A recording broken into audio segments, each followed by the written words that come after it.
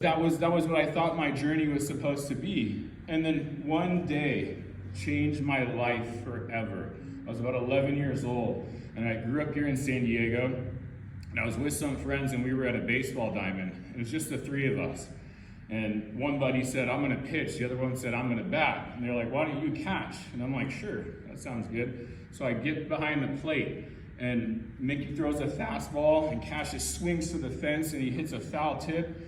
And I had only time to turn my head before the ball smashed into my face. And the problem was I wasn't wearing any protective gear.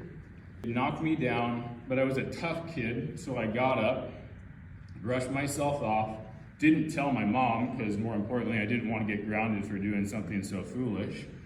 And I went home. And then I started to develop headaches. And then one headache turned into two headaches. And then I went to my mom, and my mom did what any mom would do in the 80s, and she gave me an aspirin for the headache. And then we went to school, and my sister came home from college, and she said, Mom, what's wrong with Landon's lip? It's not moving all the way.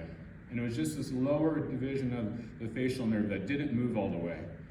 And my mom grabbed my face, and she said, look at me, boy, smile. And she could see just this slight paralysis or non-movement in my face. So we ran off to the doctors.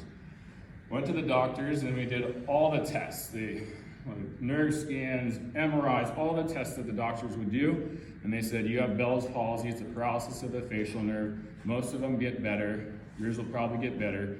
Here's a new medication for the headaches that you're experiencing. Take this medication and we'll check in with you. Well, the problem was that my body had a reaction with that medication. And instead of having a headache 2 or 3 times a week, I started waking up with what are called rebound headaches.